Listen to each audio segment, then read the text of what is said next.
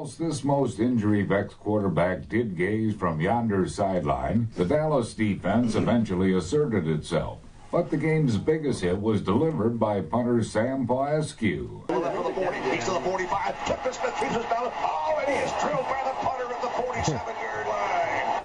In football, as in Shakespeare, the play's the thing. To me, I always looked at football in dramaturgical terms. It was a story. It was a struggle. It was more than just the score.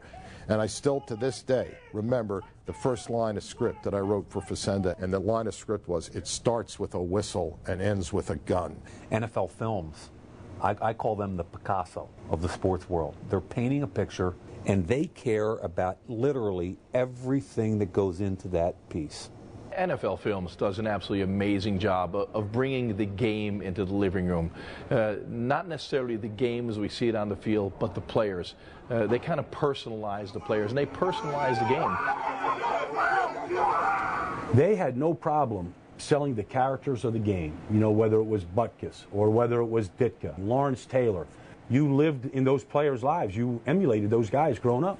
It was emotional. We still have the Western Union telegram that my dad got from Pete Rozelle telling him that he had won the rights for $3,000 to shoot the '62 championship game.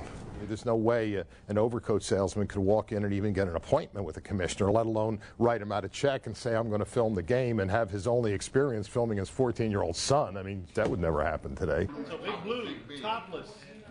No, topless. So the Giants with a huge win over the Pittsburgh Steelers, the NFL's best team. And, well, you know, since we don't know everything around here, we decided to bring in an expert. This is like the Los Alamos of football, and you've got every conceivable theorist, expert, analyst. You can go from hall to hall, from office to office, and the conversation is about one thing, and that's football. It's on the ball, yeah, we talk about all the time. Yeah. This is why, right here. If he doesn't have two hands on this ball, this is stripped.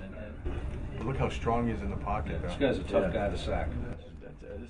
I spend a lot of time looking at the quarterbacks, which is, you know, what I did for 17 years, so I kind of get a good template of how guys are playing and how they're not playing. In the National Football League, every game is important. And I think the fact that there's a week between every single game, you know, people build up to that game.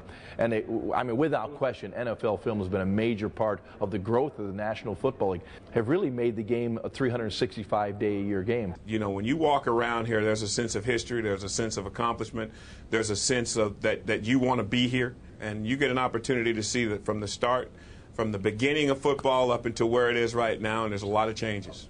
Television's like pizza. You know, it's fast food. You got to get it done, you got to get it done quickly, and you got to get it out. But as long as you have passion for something, there's an artistic element. And again, to me, it goes back to Steve Sabol. He's an artist at heart. You can go look at his paintings. And it goes and follows all the way through this building. The shape of a football field is the shape of a movie screen. There's something about the way the spectacle of the game, the visceral nature of the game, it lends itself to making movies. I just think what we've done is taken what every real football fan feels when he goes to a game, the excitement, the passion, and we, through our filmmaking, have amplified it and magnified it and intensified it. And I think that's at the core of our success.